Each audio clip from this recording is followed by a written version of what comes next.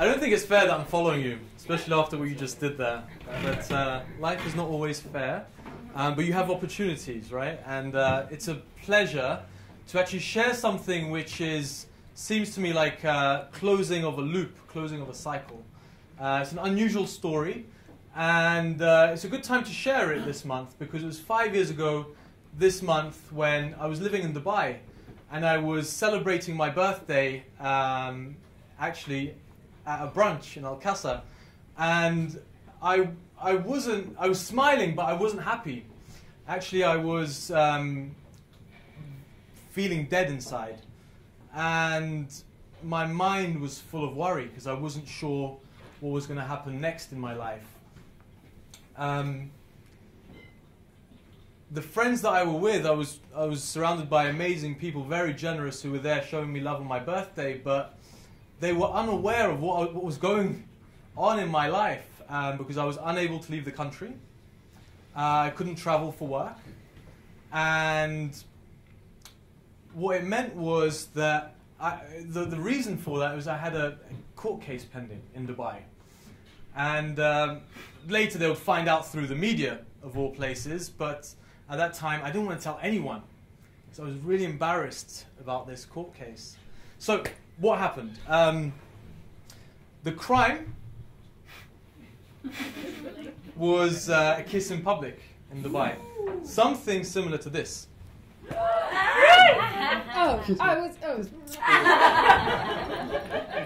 my goodness.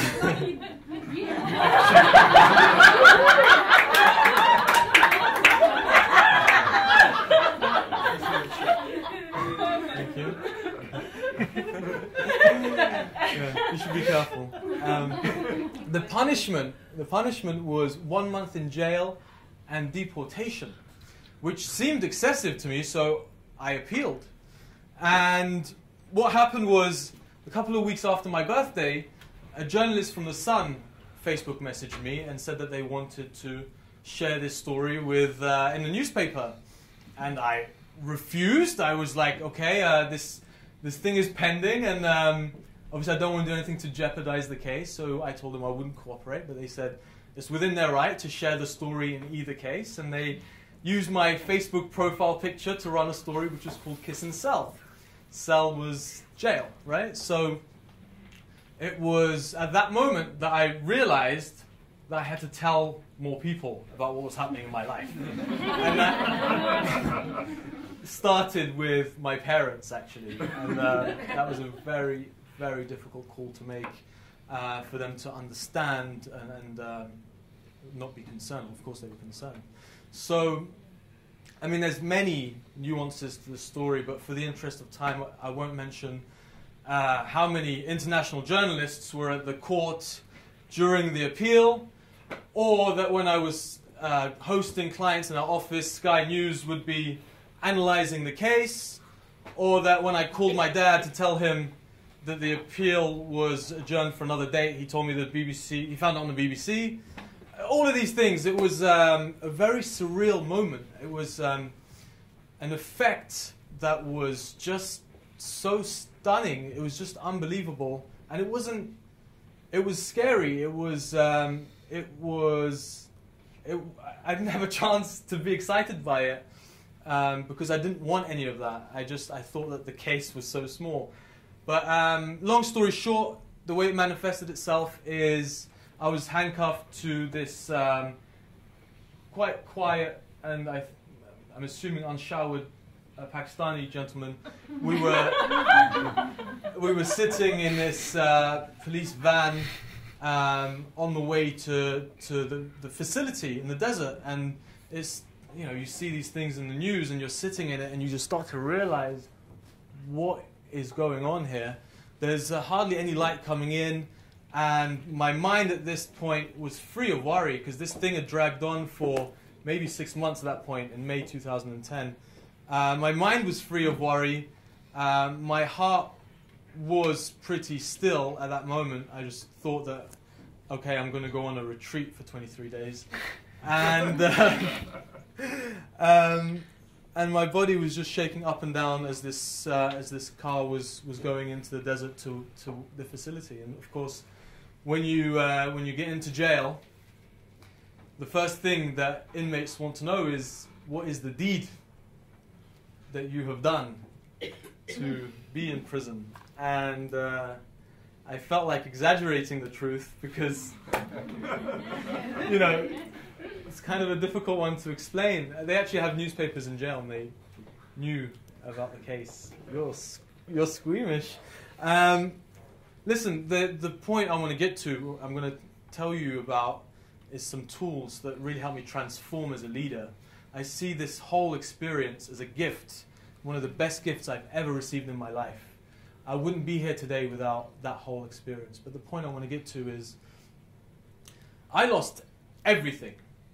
I lost my job, I lost my car, I lost my house, I lost contact with the outside world for a long time, and I even lost my hair.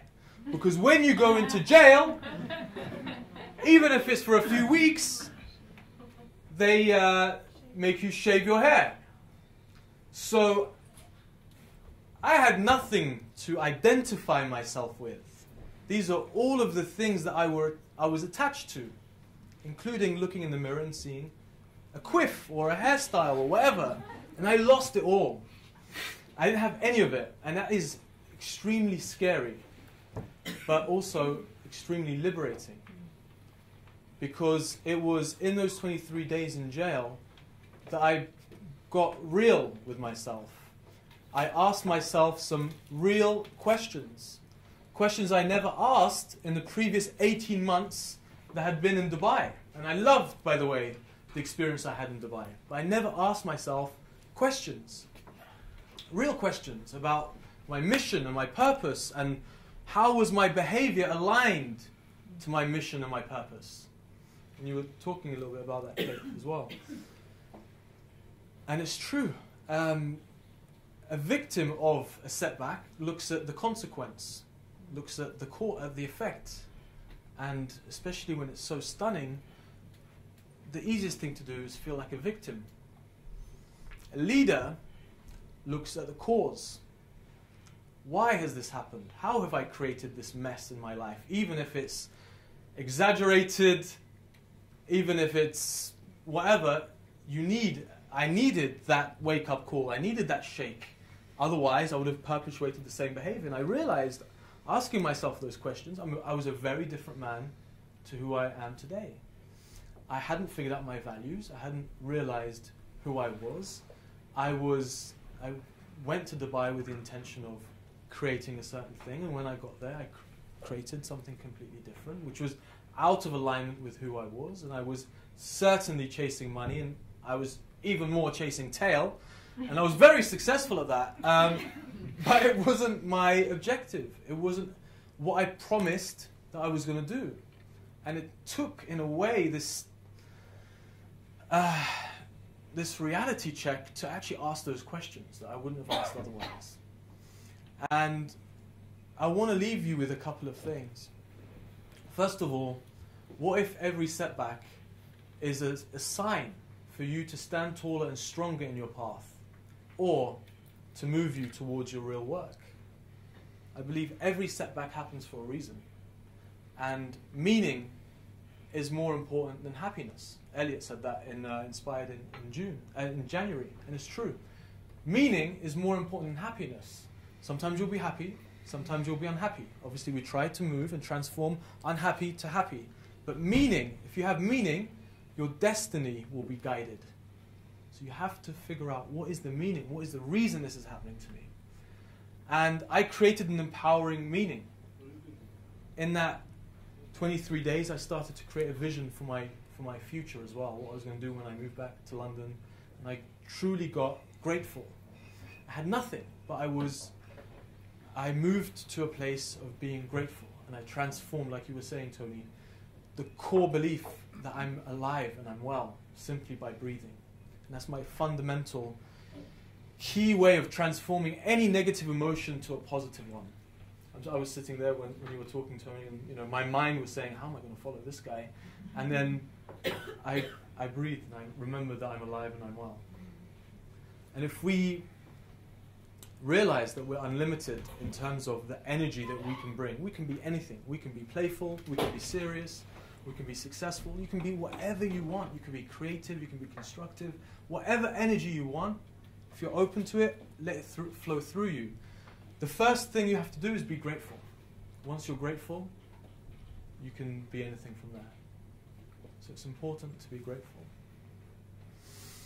The final thing I want to say is how important it is to be honest, to be real with yourself, to ask yourself and check in. Because Tony was talking about your steering wheel is your emotional guide. And truth is what connects you to your spirit. Being real, being honest with yourself. Knowing what is your mission, what is your purpose. And that doesn't have to be so grand. Your mission, your purpose doesn't have to be so big. It could be simply serving your family, serving your kids, doing better every day, whatever your purpose is. But knowing what your purpose, your mission is, and being real, how do you feel in relation to that? And really connecting with that. In any moment, you can say one thing that will transform your energy and make you become a leader. Just in that moment, you have to have a little nous to figure out what is the angle. What is the one thing I can say to myself that will make me feel grateful and transform? So, just wanted to leave you with that note that at any moment you can transform and you can be a leader. Simply connect to your truth and be grateful. Thank you.